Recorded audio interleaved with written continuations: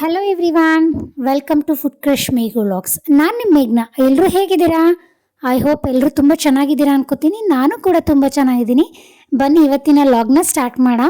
ಇದು ಸ್ಯಾಟರ್ಡೆ ಮಾರ್ನಿಂಗಿಂದ ಈ ಲಾಗ್ನ ಶುರು ಮಾಡಿರೋದು. ಇವತ್ತು ನಾವು ದಾವಣಗೆರೆ ಹೋಗ್ತಾ ಇದ್ದೀವಿ. ಏನಕ್ಕೆ ಹೋಗ್ತಾ ಇದ್ದೀವಿ ಅಂದರೆ ಒಂದು ಆಫೀಸ್ ಚೇರ್ ಮತ್ತು ಮನೆಗೆ ಡೈಲಿ ಯೂಸ್ ಮಾಡೋಕ್ಕೆ ಚೇರ್ ತರಬೇಕಿತ್ತು. ಸೊ ಹಾಗಾಗಿ ಅವ್ರದ್ದು ಮಾರ್ನಿಂಗ್ ಡ್ಯೂಟಿ ಎಲ್ಲ ಮುಗಿಸ್ಕೊಂಡು ಮಧ್ಯಾಹ್ನ 3 ಹಂಗೆ ಬಂದಿದ್ದರು. ಅಲ್ಲೇ ನಿಯರ್ ನವರತ್ನ ಲಾಡ್ಜ್ ಹತ್ರ ಇರೋವಂಥ ಕಬ್ಬೂರ್ ಫರ್ನಿಚರ್ಸಿಗೆ ಹೋಗಿದ್ವಿ. ಅಲ್ಲಿ ಒಳಗಿನ ಚೇರ್ಸ್ ಯಾವ್ಯಾವ ರೀತಿ ಇದೆ ಅಂತ ಎಲ್ಲನೂ ನೋಡ್ಕೊಂಡು ಬಂದ್ವಿ. ಸೊ ಈ ಚೇರ್ ಬಂದುಬಿಟ್ಟು ಅರೌಂಡ್ 22,000 ಆಗುತ್ತೆ. ಪ್ಯೂರ್ ಲೆದರ್ ಅಂತ ಹೇಳಿದ್ರು ಇದು ಆಫೀಸ್ ಚೇರು. ಬಟ್ ಇದು ಮನೆಗೆ ಅಷ್ಟೊಂದು ವರ್ಕ್ ಮಾಡೋಕ್ಕೆ ಇಷ್ಟೊಂದು ಕಾಸ್ಟ್ಲಿ ಆಗಿರೋ ಚೇರ್ ಬೇಕಾಗಿಲ್ಲ ಅಂತ ಅನ್ನಿಸ್ತು. ಯಾಕಂದರೆ ಮನೇಲಿ ಆಫೀಸ್ ವರ್ಕ್ ಇದ್ದಾಗ ಅಷ್ಟೇ ಯೂಸ್ ಮಾಡೋದಕ್ಕೋಸ್ಕರ ತೊಗೋತಾ ಇರೋದಷ್ಟೇ ಇದು. ಯಾವುದೇ ರೀತಿ ಒಂದು ಏನಾದರೂ ಶಾಪಲ್ಲಿ ಈ ಥರ ಏನಾದರೂ ಇತ್ತು ಅಂದರೆ ಆಫೀಸ್ ವರ್ಕಿಗೆ ತೊಗೊಂಡಿದ್ರೆ ಯೂಸ್ ಆಗ್ತಿತ್ತು. ಬಟ್ ಮನೆಯಲ್ಲೇ ಯೂಸ್ ಮಾಡೋದಕ್ಕೆ ಇದೇನು ಅಷ್ಟೊಂದು ನೆಸೆಸಿಟಿ ಇಲ್ಲ ಅನ್ನಿಸ್ತು. ಬಟ್ ಚೇರ್ ಮಾತ್ರ ತುಂಬಾ ಚೆನ್ನಾಗಿತ್ತು. ಸೊ ಹಾಗಾಗಿ ಅಲ್ಲೆಲ್ಲ ಚೇರ್ ಇದ್ವು, ಆಫೀಸ್ ಚೇರ್ಗಳೆಲ್ಲ. ಬಟ್ ಯಾಕೋ ಸೆಟ್ ಆಗಲಿಲ್ಲ, ಅಲ್ಲೇನೋ ನಾವು ಪರ್ಚೇಸ್ ಮಾಡಲಿಲ್ಲ ಇಲ್ಲಿ ಕಬ್ಬೂರ್ ಫರ್ನಿಚರ್ಸಲ್ಲಿ. ನೆಕ್ಸ್ಟ್ ಬಂದುಬಿಟ್ಟು SS ಲೇಔಟ್ ಹತ್ರ ಇರೋ ರಿಂಗ್ ರೋಡಲ್ಲಿ ನೀಲ್ಕಮಲ್ ಶೋರೂಮಿಗೆ ಹೋಗಿದ್ವಿ. ತುಂಬ ಹಳೆಯ ಕಂಪ್ನಿ ಇದು ನೀಲ್ಕಮಲ್ ಅಂದರೆ. ಸೊ ಮತ್ತು ತುಂಬ ಬ್ರ್ಯಾಂಡ್ ಇರೋ ಕಂಪ್ನಿ ಆಗಿರೋದ್ರಿಂದ ನೋಡೋಣ ಇಲ್ಲಿ ಆಫೀಸ್ ಚೇರ್ ಇಷ್ಟ ಆಗ್ಬೋದು ಅಂತ. ಹಾಗೆ ಆನ್ಲೈನಲ್ಲೆಲ್ಲ ಸರ್ಚ್ ಮಾಡಿದ್ವಿ ನೀಲ್ಕಮಲ್. ಮುಂಚೆನೇ ಎಲ್ಲ ಮನೆಯಲ್ಲಿ ಸರ್ಚ್ ಮಾಡಿಕೊಂಡೇ ನಾವು ಹೋಗಿದ್ವಿ. ಹಾಗೆ on the way Kabbur furnitures ನೋಡ್ಕೊಂಡು ಹೋಗೋಣ ಅಂತ ವಿಸಿಟ್ ಹಾಕಿದಲ್ಲಿ. ಬಟ್ ಮುಂಚೆನೇ ಎಲ್ಲ ನೀಲ್ಕಮಲಿಂದೆಲ್ಲ ನೋಡಿದ್ವಿ ಎಲ್ಲ ಆನ್ಲೈನಲ್ಲಿ. ತುಂಬ ಚೆನ್ನಾಗಿತ್ತು.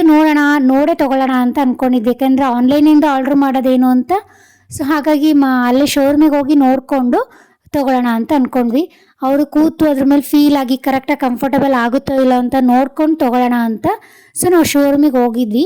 ಅಲ್ಲಿ ತುಂಬ ಟೇಬಲ್ಸ್, ಡೈನಿಂಗ್ ಟೇಬಲ್ ಸಹ ಎಲ್ಲ ಇತ್ತು. ಚಿಕ್ಕದಾಗಿ ಶಾಪ್ ಓಪನ್ ಮಾಡೋರಿಗೆ ಅಂದರೆ ಮಂಚೂರಿ ಆ ಥರ ಎಲ್ಲ ಶಾಪ್ ಓಪನ್ ಮಾಡೋರಿಗೂ ಸಹ ಫರ್ನಿಚರ್ ಮನೆಗೆ ಡೈಲಿ ಯೂಸ್ ಮಾಡೋದಕ್ಕೆ ಡೈನಿಂಗ್ ಟೇಬಲ್ ಸಹ ಇತ್ತು ಅಲ್ಲಿ. ತುಂಬಾ ಚೆನ್ನಾಗಿದ್ವು ನೀಲ್ಕಮಲ್ಸ್ಗಳೆಲ್ಲ, ಐಟಮ್ಸ್ಗಳೆಲ್ಲ, ಸೋಫಾ ಸೆಟ್ಟು, ಹಾಗೆ ತುಂಬ ವೆರೈಟೀಸ್ ಆಫ್ ಐಟಮ್ಸ್ಗಳೆಲ್ಲ ಇದ್ದಾವೆ ನೀಲ್ಕಮಲಿಂದ. ಹಾಗೆ ಚೇರ್ ಮೇಲೆ ಕೂತು ಕಂಫರ್ಟಬಲ್ ಆಗುತ್ತೋ ಇಲ್ಲ ಅಂತ ಫೀಲ್ ಮಾಡಿಕೊಂಡೆ ತೊಗೊಳ್ಳೋಣ ಅಂತ ನಾವು ಶೋರೂಮಿಗೆ ಹೋಗಿದ್ದಾಯಿತು. ಸೊ ಎಲ್ಲ ಕೂತ್ಬಿಟ್ಟು ಚೆನ್ನಾಗಿದೆ ಅನ್ಸ್ಕೊಂಡು, ನಾನೇ ಆ್ಯಕ್ಚುಲಿ ಜಾಸ್ತಿ ಚೇರಲ್ಲಿ ಕೂತು ಫೀಲ್ ಮಾಡ್ತಾಯಿದ್ದೆ ಚೆನ್ನಾಗಿದೆನಾ ಇಲ್ಲ ಅಂತ. ಬಟ್ ಎಲ್ಲ ನೋಡಿಕೊಂಡು ಯಾವ್ದು ಚೆನ್ನಾಗಿದೆ ಅಂತ ನೋಡಿಕೊಂಡು ಒಂದು ಫೈನಲ್ ಮಾಡಿಕೊಂಡು ತೊಗೊಂಡ್ವಿ. ಇದು ಒಂದು ಅರೌಂಡ್ 9,500 ಏನೋ ಬಿತ್ತಿದ್ದು. ನಾವು ಇದನ್ನ ಕೂತಿದ್ದೀನಲ್ಲ, ಇದೇ ಚೇರ್ನೇ ನಾವು ಪರ್ಚೇಸ್ ಮಾಡಿದ್ದು. ಅರೌಂಡ್ 9,500 ಬಿತ್ತು. ನಿಮಗೇನಾದರೂ ಯೂಸ್ ಆಗುತ್ತೆ ಅಂತ ಈ ವಿಡಿಯೋದಲ್ಲಿ ತೋರಿಸಿದ್ದು. ಆಮೇಲೆ ಇದ್ರದ್ದು ಲಿಂಕ್ ಸಹ ಸಿಗುತ್ತೆ. ಇದು ಯಾವುದು ನಾವು ಚೇರ್ ತೊಗೊಂಡಿದ್ದೀವೋ ಅದೇ ಆನ್ಲೈನಲ್ಲಿ ಸಹ ಲಿಂಕ್ ಇದೆ. ಅದನ್ನು ಲಿಂಕ್ನ ಸಹ ಡಿಸ್ಕ್ರಿಪ್ಷನಲ್ಲಿ ಹಾಕಿರ್ತೀನಿ, ಚೆಕ್ ಮಾಡಿ ನೋಡಿ ಫ್ರೀ ಇದ್ದರೆ. ಹಾಗೆ ಇದನ್ನು ಚೇರ್ನ ಮತ್ತೊಂದು ಅದನ್ನೇ ಫಿಟ್ ಮಾಡಿಸ್ಕೊಂಡು ಬೇರೆ ಐಟಮಿಂದ ಫಿಟ್ ಮಾಡಿಸ್ಕೊಂಡು ಅದನ್ನು ತೊಗೊಂಡು ಬಂದ್ವಿ. ಹಾಗೆ ಮನೆಗೆ ಡೈಲಿ ಯೂಸ್ ಮಾಡೋದಕ್ಕೆ ಒಂದು 4 ಚೇರ್ಸ್ನ ಸಹ ತೊಗೊಂಡು ಬಂದ್ವಿ ನೀಲ್ಕಮಲಿಂದನೇ. 1,300 ಹೇಳಿದರು. 1,200 ಸಮಥಿಂಗ್ ಇದನ್ನು ಚೇರ್ ಕೊಟ್ಟು ನಾವು 4 ಚೇರ್ನ ತೊಗೊಂಡು ಬಂದ್ವಿ. ಒಂದಕ್ಕೆ 1,200 ಸಮಥಿಂಗ್ ಬಿತ್ತಿದ್ದು. ಸೊ ಇದನ್ನು ಸಹ ತೊಗೊಂಡು ಹಾಗೆ ಬಂದ್ವಿ. ಅಲ್ಲಿ ವಿಡಿಯೋ ಕ್ಲಿಪ್ಪಿಂಗ್ ಮಾಡ್ಕೊಂಡಿರಲಿಲ್ಲ. ಸೊ ಮನೇಲಿ ಬಂದು ಇದನ್ನು ವಿಡಿಯೋನ ಆ್ಯಡ್ ಮಾಡಿಕೊಂಡೆ. ಹಾಗೆ ನೆಕ್ಸ್ಟ್ ಬಂದುಬಿಟ್ಟು ನೆಕ್ಸ್ಟ್ ಡೇ ಅಂದರೆ ಸಂಡೇ ನೈಟ್ ಡಿನ್ನರ್ಗೆ ಅಂತ ಮಸಾಲ ಇಡ್ಲಿನ ಮಾಡಿದೆ. ಸೊ ಹಾಗಾಗಿ ಆ ರೆಸಿಪಿನ ನಿಮ್ಮ ಜೊತೆ ಶೇರ್ ಮಾಡೋಣ ಅಂತ ಮಾಡ್ತಾಯಿದ್ದೀನಿ. ಸೊ ಇವಾಗ ಒಂದು ಕಡಾಯಿಗೆ ಒಂದು 2-3 ಸ್ಪೂನ್ ಎಣ್ಣೆನ ಹಾಕ್ಕೊಂಡ್ಬಿಟ್ಟು ಇದರಲ್ಲಿ ನಾನು 2 ಕಪ್ಪಷ್ಟು ನಾನು ರವಾನ ತೊಗೋತಾ ಇದ್ದೀನಿ. ಈ ರವೆ ಅಂದರೆ ಬಾಂಬೆ ರವೆ ಬರುತ್ತಲ್ವ, ಸೊ ಅದೇ ರವದಲ್ಲಿ ನಾನು ಇದನ್ನು ಮಸಾಲ ಇಡ್ಲಿ ಮಾಡ್ತಾ ಇರೋದು. ಅದನ್ನು 2 ಕಪ್ಪಷ್ಟು ಹಾಕೋತಿದ್ದೀನಿ. ಅಂದರೆ ಈಗ ಅಳತೆಯಲ್ಲಿ ಹೇಳ್ಬೇಕಂದ್ರೆ ಒಂದು ಅರ್ಧ kg ನಾನು ಈ ಬಾಂಬೆ ರವದಲ್ಲಿ ಇಡ್ಲಿನ ಮಾಡ್ತಾ ಇರೋದು. ಇದನ್ನು ಲೋ ಟು ಮೀಡಿಯಮ್ ಫ್ಲೇಮಲ್ಲಿ ಇದನ್ನು ಚೆನ್ನಾಗಿ ಹುರ್ಕೋಬೇಕು. ಜಾಸ್ತಿ ಹೈ ಫ್ಲೇಮ್ ಮಾಡಿ ಹುರ್ಕೋಬಾರ್ದು, ಯಾಕಂದರೆ ಸೀದ್ಬಿಡುತ್ತೆ ಬಾಂಬೆ ರವೆ ಅಲ್ವಾ. ಸೊ ಹಾಗಾಗಿ ಲೋ ಟು ಮೀಡಿಯಮ್ ಫ್ಲೇಮಲ್ಲಿ ಇದನ್ನು ಚೆನ್ನಾಗಿ ಹುರ್ಕೊಳ್ಳಿ. ಇದನ್ನು ಹುರ್ಕೊಂಡ್ಮೇಲೆ ಒಂದು ಪ್ಲೇಟಲ್ಲಿ ತೆಗೆದಿಡಿ. ಆಲ್ಮೋಸ್ಟ್ ಒಂದು 2 ಮಿನಿಟ್ಸ್ ಅಷ್ಟು ಹುರ್ಕೊಂಡ್ರೆ ಸಾಕಿದನ್ನು. ಸೊ ಒಂದು ಪ್ಲೇಟಲ್ಲಿ ತೆಗೆದ್ಮೇಲೆ ಅದೇ ಕಡಾಯಿಗೆ ಒಂದು 5-6 ಸ್ಪೂನಷ್ಟು ಎಣ್ಣೆನ ಹಾಕ್ಕೊಳ್ಳಿ. ಎಣ್ಣೆ ಕಾದ್ಮೇಲೆ ಅರ್ಧ ಸ್ಪೂನ್ ಜೀರಿಗೆ, ಅರ್ಧ ಸ್ಪೂನ್ ಸಾಸಿವೆ ಹಾಕ್ಕೊಳ್ಳಿ. ಸಾಸಿವೆ ಎಲ್ಲ ಚಟಪಟ ಸಿಡಿದ ಮೇಲೆ 1.5 ಸ್ಪೂನಷ್ಟು ಉದ್ದಿನಬೇಳೆನ ಹಾಕ್ಕೊಳ್ಳಿ. ಉದ್ದಿನಬೇಳೆ ಹಾಕ್ಕೊಂಡಿದ್ಮೇಲೆ ಚಿಕ್ಕದಾಗಿ ಕಟ್ ಮಾಡ್ಕೊಂಡಿರೋ ಅಂಥ ಈರುಳ್ಳಿ ಮತ್ತು ಹಸಿಮೆಣಸಿನ್ಕಾಯಿ, ಚಾಪರಲ್ಲಿ ಕಟ್ ಮಾಡ್ಕೋತೀವಲ್ಲ ಅಷ್ಟು ಚಿಕ್ಕದಾಗಿ ಕಟ್ ಮಾಡ್ಕೊಂಡಿರೋ ಅಂಥ ಈರುಳ್ಳಿ ಮತ್ತು ಹಸಿಮೆಣಸಿನ್ಕಾಯಿನ ಒಂದು 4-5 ಈರುಳ್ಳಿನ ಕಟ್ ಮಾಡ್ಕೊಂಡಿದ್ದೀನಿ. ಹಾಗೆ ಒಂದು 10-12 ಹಸಿಮೆಣಸಿನ್ಕಾಯಿನ ತೊಗೊಂಡಿದ್ದೀನಿ. ಇದನ್ನೆಲ್ಲ ಸ್ವಲ್ಪ ಎಣ್ಣೆಲಿ ಸ್ವಲ್ಪ ಚೆನ್ನಾಗಿ ಮಾಗಿಸ್ಕೋಬೇಕು. ಮಾಗಿಸ್ಕೊಂಡಿದ್ಮೇಲೆ ಹಾಗೆ ಒಂದು ಸ್ವಲ್ಪ ಗೋಡಂಬಿನ ಹಾಕ್ಕೋತಾ ಇದ್ದೀನಿ. ಒಂದು 10-12 ಸಣ್ಣ ಸಣ್ಣದಾಗಿ ಕಟ್ ಮಾಡ್ಕೊಂಡ್ಬಿಟ್ಟು ಹಾಕ್ಕೊಂಡಿದ್ದೀನಿ. ಹಾಗೆ ಇದಕ್ಕೆ ರವಾನ ಹಾಕ್ಕೋಬೇಕು. ಹುರ್ಕೊಂಡಿರೋಂಥ ರವಾನ ಹಾಕ್ಕೊಂಡ್ಬಿಟ್ಟು ಒಗ್ಗರಣೆಗೆ ಆ ರವಾನೆಲ್ಲ ಚೆನ್ನಾಗಿ ಹೊಂದೋರಿತ್ತೆ ಅದನ್ನು ಸ್ಪೂನ್ ಸಹಾಯದಿಂದ ಕಲಿಸ್ಕೋಬೇಕು. ಸೊ ನಾನು ಇದನ್ನು ಯಾವ ಆರ್ಡ್ರ್ ವೈಸಲ್ಲಿ ಹೇಳ್ತೀನೋ ಅದೇ ಆರ್ಡ್ರ್ ವೈಸಲ್ಲೇ ಹಾಕ್ಕೋತಾ ಹೋಗಿ ಒಗ್ಗರಣೆಗೆ. ಆವಾಗ ಇಡ್ಲಿ ತುಂಬ ಸಾಫ್ಟಾಗಿ ಉದುರು ಥರ ತುಂಬಾ ರುಚಿಯಾಗಿ ಬರುತ್ತೆ. ಸೊ ಈಗ ಎಲ್ಲ ರವಕ್ಕೆ ಎಲ್ಲ ಕಲಿಸ್ಕೊಂಡ್ಮೇಲೆ ಅದಕ್ಕೆ ಒಂದು ಮೀಡಿಯಮ್ ಸೈಜ್ ಇರೋಂಥ ಕ್ಯಾರೆಟು ಹಾಗೆ ಒಂದು 3 ಸ್ಪೂನಷ್ಟು ಹಸಿ ಕೊಬ್ಬರಿನ ಹಾಕ್ಕೋತಾ ಇದ್ದೀನಿ. ಇದಕ್ಕೆ ಒಂದು ಬೌಲಷ್ಟು ಹಸಿ ಬಟಾಣಿನ ಹಾಕ್ಕೋತಾ ಇದ್ದೀನಿ. ಇವಾಗ ಸ್ಪೂನ್ ಸಹಾಯದಿಂದ ಚೆನ್ನಾಗಿ ಕಲಿಸ್ಕೊಳ್ಳಿ. ಎಲ್ಲದನ್ನು ಒಗ್ಗರಣೆ ಎಲ್ಲದಕ್ಕೂ ರವಕ್ಕೆ ಹೊಂದೋ ಥರ ಚೆನ್ನಾಗಿ ಕಲಿಸ್ಕೊಳ್ಳಿ. ಲಾಸ್ಟಿಗೆ ಒಂದು ಸ್ವಲ್ಪ ಚಿಕ್ಕದಾಗಿ ಕಟ್ ಮಾಡ್ಕೊಂಡಿರೋಂಥ ಕೊತ್ತಂಬರಿನ ಸೊಪ್ಪು ಹಾಕ್ಕೊಳ್ಳಿ. ಸೊ ಎಲ್ಲ ಕಡೆ ಚೆನ್ನಾಗಿ ಕಲಿಸ್ಕೊಂಡ್ಮೇಲೆ ಗ್ಯಾಸ್ನ ಆಫ್ ಮಾಡ್ಕೊಂಡಿರಿ. ಯಾಕಂದರೆ ಮುಂಚೆನೇ ರವೆ ಹುರ್ಕೊಂಡಿರ್ತೀವಲ್ಲ, ಸೊ ಅಷ್ಟಾಗಿ ಹೆಚ್ಚಾಗಿ ಹುರ್ಕೊಳ್ಳೋ ಅವಶ್ಯಕತೆ ಇರಲ್ಲ. ಎಲ್ಲ ಮಿಕ್ಸ್ ಮಾಡ್ಕೊಂಡಿದ್ಮೇಲೆ ಇದನ್ನು ಗ್ಯಾಸ್ನ ಆಫ್ ಮಾಡ್ಕೊಳ್ಳಿ. ಹಾಗೆ ಇದಕ್ಕೆ ಅಳತೆ ಪ್ರಕಾರ ಹೇಳಬೇಕು ಅಂದರೆ ಅರ್ಧ ಲೀಟ್ರು ಬಾಂಬೆ ರವೆಗೆ ಒಂದು 3/4 ಲೀಟ್ರಷ್ಟು ಮೊಸರನ್ನ ಹಾಕಿ ಕಲಿಸ್ಕೋಬೇಕು.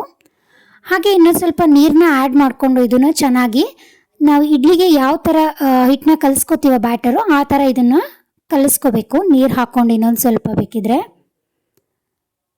ಚೆನ್ನಾಗಿ ಕಲಿಸ್ಕೊಂಡ್ಮೇಲೆ ಅದಕ್ಕೆ ರುಚಿಗೆ ತಕ್ಕಷ್ಟು ಉಪ್ಪು ಹಾಗೆ ಒಂದು ಸಣ್ಣ ಸ್ಪೂನಷ್ಟು ಸೋಡಾನ ಹಾಕ್ಕೋತಾ ಇದ್ದೀನಿ. ಈಗ ಸ್ಪೂನ್ ಸಹಾಯದಿಂದ ಹಿಟ್ಟನ್ನೆಲ್ಲ ಚೆನ್ನಾಗಿ ಕಲಿಸ್ಕೊಳ್ಳಿ. ಉಪ್ಪು ಮತ್ತು ಸೋಡಾ ಎಲ್ಲ ಕಡೆ ಹೊಂದೋ ಥರ. ಇವಾಗ ಇಡ್ಲಿ ಕುಕ್ಕರಲ್ಲಿ ಇಡ್ಲಿ ಪ್ಲೇಟ್ಸ್ನ ತಗೊಂಡು ಅದಕ್ಕೆ ಎಣ್ಣೆನ ಸ್ವಲ್ಪ ಹಚ್ಕೊಂಡ್ಬಿಟ್ಟು ಇಡ್ಲಿ ಬ್ಯಾಟರ್ನ ಹಾಕ್ಕೊಳ್ಳಿ. ಹಾಗೆ ಮಕ್ಕಳಿಗೆಲ್ಲ ಒಂಥರ ಡಿಫ್ರೆಂಟ್ ಆಗಿದ್ದರೆ ಸ್ವಲ್ಪ ಜಾಸ್ತಿನೇ ಖುಷಿ ಪಡ್ತಾರೆ ತಿನ್ನೋದಕ್ಕೆ.